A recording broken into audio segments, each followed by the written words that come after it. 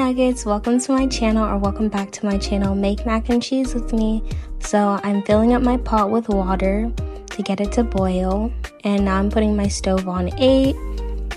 I use some chicken broth and I use half of my container. It gives the noodles a nice flavor. How I make my mac and cheese now is just a combination of stuff I learned off of TikTok and YouTube on how to make a bomb mac and cheese. And I started using block cheese. Guys, it makes the biggest difference ever in the taste, down to the texture, the creaminess. Just trust me, okay? Yes, it takes a little bit more time, but it's so worth it. I'm using sharp cheddar jack. I'm using sharp cheddar from the same brand, and I'm using Kraft shredded cheese.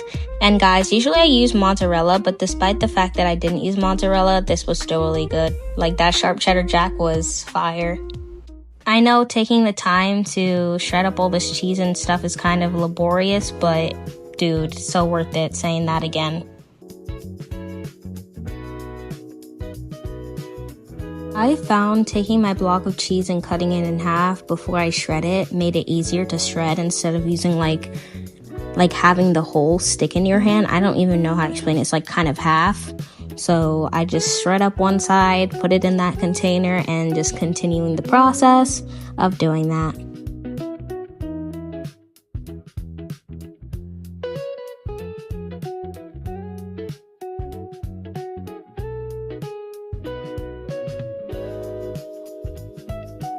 This is really important. Make sure you set aside at least half of your cheese that you're shredding.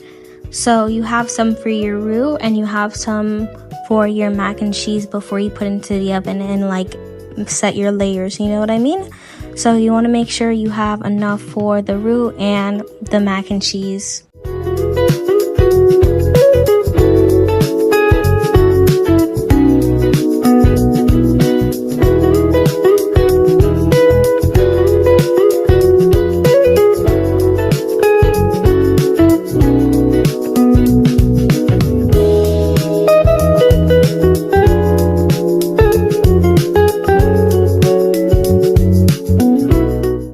Now it's time to add my noodles in there. I tend to pick out noodles that have a little shake to it so more roux can get in there. I add a little bit of oil in there so my noodles don't stick together. Also, it makes the noodles pretty soft. My noodles took about 15 to 20 minutes to cook, but I would just keep an eye on it because, you know, everybody's stove is different. This is me showing you guys the end result.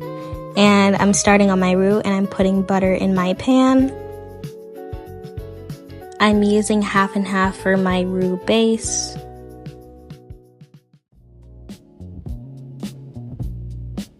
Now it's time for me to add my seasoning, so I'm adding some salt in there.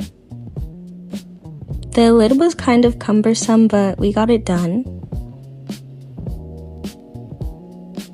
Some paprika, don't add too much, unless you want your mac and cheese to be spicy. Onion powder. Garlic powder. And then I'm going to give that a nice mix. Now it's time to add in my cheese, and I'm adding in my cheese slowly. My stove is on 4.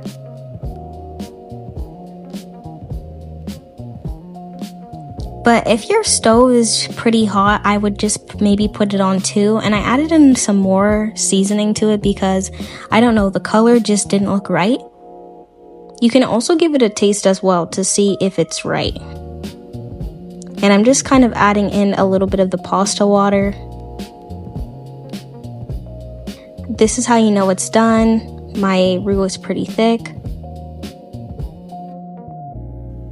Now it's time to add in my noodles. I'm adding in my noodles slowly so my roux doesn't splash up everywhere.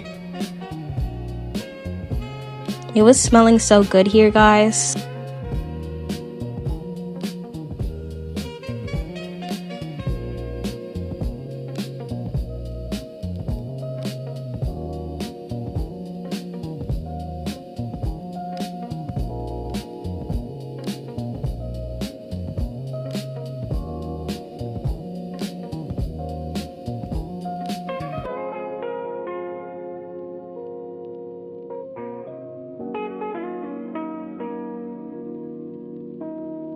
I'm pouring my mac and cheese into a medium-sized dish, and I'm only pouring in half of the mac and cheese so I can create some layers.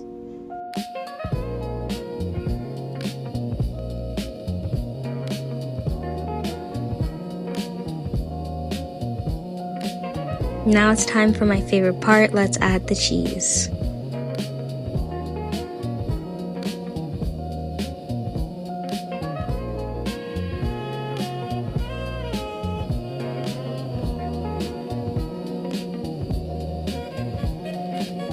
When I'm done with that, I put on my second layer of mac and cheese. This part is so satisfying as well. Oh my god. And then I kind of just smooth it down with my spoon. Now it's time to add the second layer of cheese.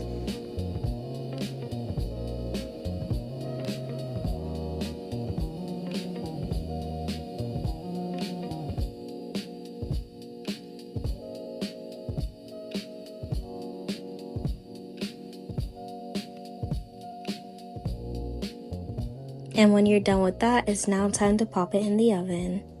I put my mac and cheese in the oven for 20 minutes on 360, and towards the end for about like 10 minutes, I put it a little bit higher so you can get that crispy top, you know? And here's me taking out my mac and cheese. Wow, this looks so fire.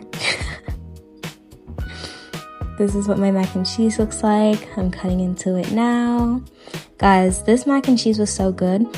This was still really hot. I probably should have let it cool a little bit before taking the mac and cheese out, but I was so hungry. I was like, I need this right now. So while I was taking it out, it was crumbling on me a little bit, but if you let it sit, it won't do that. My niece and my nephews wanted some, so I put some mac and cheese aside to cool, and they really enjoyed it, which made me really happy. My family members were in town for the weekend, and my mom was cooking, and she asked me to make the mac and cheese, and I did, and everybody enjoyed it, and that is a win.